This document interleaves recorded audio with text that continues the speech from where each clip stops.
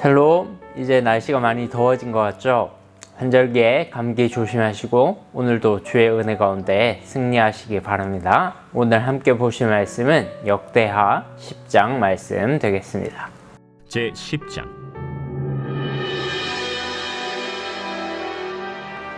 르호보암이 세겜으로 갔으니 이는 온 이스라엘이 그를 왕으로 삼고자 하여 세겜에 이르렀습니다.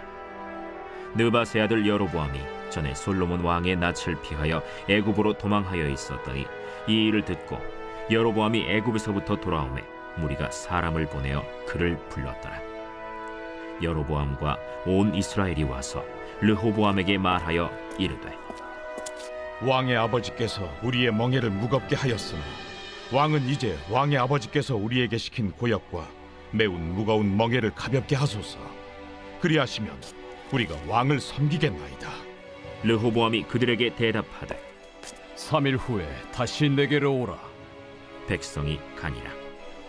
르호보암 왕이 그의 아버지 솔로몬의 생전에 그 앞에 모셨던 원로들과 의논하여 이르되, 너희는 이 백성에게 어떻게 대답하도록 권고하겠느냐?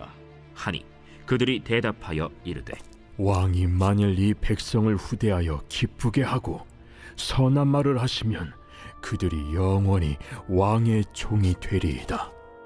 하나 왕은 원로들이 가르치는 것을 버리고 그 앞에 모시고 있는 자기와 함께 자라난 젊은 신하들과 의논하여 이르되, 너희는 이 백성에게 어떻게 대답하도록 권고하겠느냐? 백성이 내게 말하기를 왕의 아버지께서 우리에게 매운 멍에를 가볍게 하라 하였느니라. 함께 자라난 젊은 신하들이 왕께 말하여 이르되, 이 백성들이 왕께 아뢰기를 왕의 아버지께서 우리의 멍에를 무겁게 하였으나 왕은 우리를 위하여 가볍게 하라 하였은즉 왕은 대답하시기를 내 새끼 손가락이 내 아버지의 허리보다 굵으니 내 아버지가 너희에게 무거운 멍에를 매게 하였으나 이제 나는 너희의 멍에를 더욱 무겁게 할지라. 내 아버지는 가죽 채찍으로 너희를 치셨으나 나는 전갈 채찍으로 하리라 하소서. 3일 만에 여로보암과 모든 백성이 르호보암에게 나왔으니 이는 왕이 명령하여 이르기를 3일 만에 내게로 다시 오라 하였습니다. 왕이 포악한 말로 대답할세 르호보암이 원로들의 가르침을 버리고 젊은 신하들의 가르침을 따라 그들에게 말하여 이르되, 내 아버지는 너희의 멍에를 무겁게 하였으나 나는 더 무겁게 할지라. 내 아버지는 가죽 채찍으로 너희를 치셨으나 나는 전갈 채찍으로 치리라. 왕이 이같이 백성의 말을 듣지 아니하였으니 이 일은 하나님께로 말미암아 난 것이라. 여호와께서 전에 실로 사람 아히야로 하여금 느바세 아들 여로보암에게 이르신 말씀을 응하게 하십니다. 온 이스라엘은 왕이 자기들의 말을 듣지 아니함을 보고 왕에게 대답하여 이르되, 우리가 다윗과 무슨 관계가 있느냐? 이세 아들에게서 받을 유산이 없도다. 이스라엘아, 각각 너희의 장막으로 돌아가라. 다윗이여, 이제 너는 내 집이나 돌보라. 하고 온 이스라엘이 그들의 장막으로 돌아가니라. 그러나 유다 성읍들에 사는 이스라엘 자손들에게는 르호보암이 그들의 왕이 되었더라. 르호보암 왕이 역군의 감독 하도람을 보냈더니 이스라엘 자손이 저를 돌로 쳐 죽인지라. 르호보암 왕이 급히 수레에 올라 예루살렘으로 도망하였더라. 이에 이스라엘이 다윗의 집을 배반하여 오늘날까지 이르니라.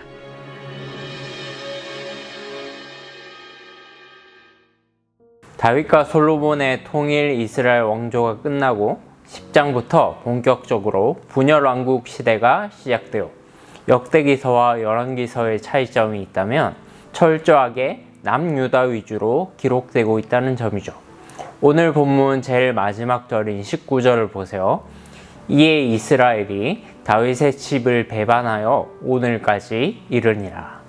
역대기 저자는 남유다 왕국을 향하여 다윗의 집이라는 표현을 씁니다. 이스라엘이 남유다와 북이스라엘로 분열된 결정적인 이유가 뭐죠? 네, 솔로몬의 우상 숭배였어요. 그러나 그럼에도 불구하고 역대기 저자는 마치 북이스라엘이 남유다를 배반한 것 같은 뉘앙스로 글을 쓰고 있어요. 지금 역대기 저자에게는 비록 이스라엘의 분열이 솔로몬의 범죄로 일어났다 하더라도 하나님께서 다윗의 후손을 통하여 이스라엘을 다시 회복시키시는 것에 초점을 맞추는 것이 훨씬 더 중요하기 때문이죠. 물론 역대기 저자는 남유다 왕국을 결코 좋게만 평가하고 있지는 않아요. 오늘 본문인 솔로몬의 아들 르호보암이 왕으로 즉위하는 과정을 담고 있는데요. 이 르호보암이 얼마나 분별력이 어두운 사람인지 드러내고 있어요. 솔로몬이 죽을 당시에 르호보암은 세겜이라는 곳에 있었는데 사람들이 세겜으로 와서 르호보암에게 왕으로 즉위할 것을 요청했습니다. 그러면서 한 가지 특별한 부탁을 해요. 4절을 한번 보실까요? 왕의 아버지께서 우리의 멍에를 무겁게 하였사오나 왕은 이제 왕의 아버지께서 우리에게 시킨 고역과 매우 무거운 멍에를 가볍게 하소서. 그리하시면 우리가 왕을 섬기겠나이다. 왕의 아버지는 누구를 말하죠? 네, 솔로몬 왕을 말하죠. 솔로몬이 백성들에게 멍에를 무겁게 하고 고역을 시켰대요. 다시 말하면 아주 무겁게 세금을 부과하고 각종 노동과 부역을 시키는 일에 백성들을 동원했다는 것이죠. 이것이 얼마나 고되는지 사람들이 르호보암에게 와서 하는 말이 이런 일들을 조금만 가볍게 하시면 우리가 왕을 잘 섬기겠다고 말해요. 솔로몬의 시대가 특히 말년으로 갈수록 백성들이 살기에 결코 좋은 시대가 아니었다는 것을 암시해주는 구절이라고 할 수 있어요. 르호보암은 그 요구를 듣고 나서 백성들에게 3일 후에 다시 오라고 말하고는 솔로몬 왕의 측근에서 그를 모셨던 원로 대신들과 의논을 합니다. 그러자 대신들이 어떻게 대답하나요? 7절에 보면 그들이 대답하여 이르되 왕이 만일 백성을 후대하여 기쁘게 하고 선한 말을 하시면 그들이 영원히 왕의 종이 되리이다. 한마디로 백성들의 요구를 들어주라는 거죠. 그러나 문제는 르호보암이 이것을 탐탁치 않게 여겼다는 거예요.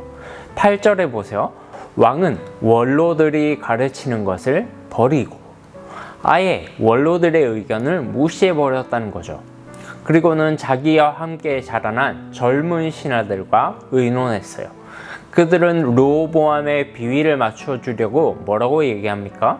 10절, 11절 말씀을 한번 볼까요? 함께 자라난 젊은 신하들이 왕께 말하여 이르되 이 백성들이 왕께 아뢰기를 왕의 아버지께서 우리의 멍에를 무겁게 하였으나 왕은 우리를 위하여 가볍게 하라 하였은즉 왕은 대답하시기를 내 새끼손가락이 내 아버지의 허리보다 굵으니 내 아버지가 너희에게 무거운 멍에를 매게 하였으나 이제 나는 너희의 멍에를 더욱 무겁게 할지라. 내 아버지는 가죽 채찍으로 너희를 치셨으나 나는 정갈 채찍으로 하리라 하소서 하더라. 내 새끼손가락이 내 아버지의 허리보다 굵다. 이 표현은 직역하자면 나의 가장 작고 약한 부분이 내 아버지의 가장 강한 부분보다 더 강하다라는 말입니다. 가죽 채찍이 아니라 정갈 채찍을 사용하여 너희를 치겠다라고 말해요. 한마디로 폭군 정치를 하겠다고 대놓고 선언한 것이죠.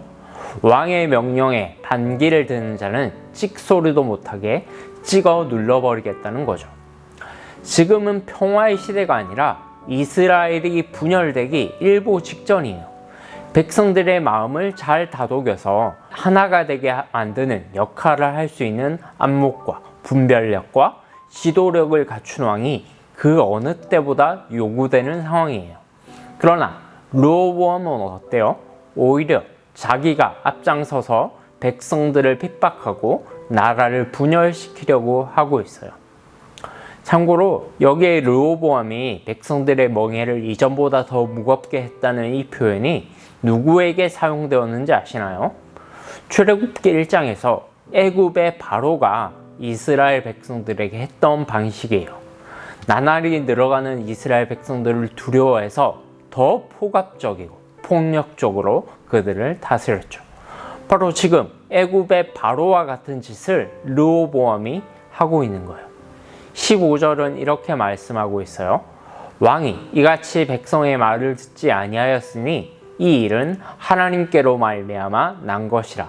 여호와께서 전에 실로 사람 아히야로 하여금 느밧의 아들 여로보암에게 하신 말씀을 응하게 하심이더라. 르호보암이 이토록 영적 분별력이 어두워진 것은 이미 하나님께서 그렇게 하시기로 작정하셨기 때문이라고 말씀하죠. 이것을 통해서 역대기 저자가 그저 남유다의 좋은 점만 부각시키려는 게 아니라는 것이 드러나요.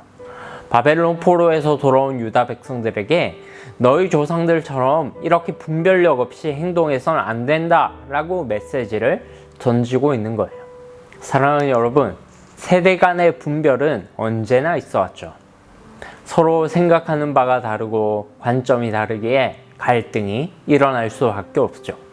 세상은 이런 갈등을 부추기고 아예 아무 간섭하지 말고 각자의 길을 가자고 말해요.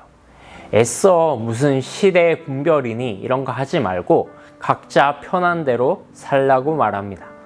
그러나 성경은 결코 그렇게 말하지 않아요. 성경의 목적은 하나님 나라의 회복이기 때문입니다. 다윗의 후손으로 오시는 예수 그리스도를 통해 복음으로 온 세대가 하나가 되는 거예요.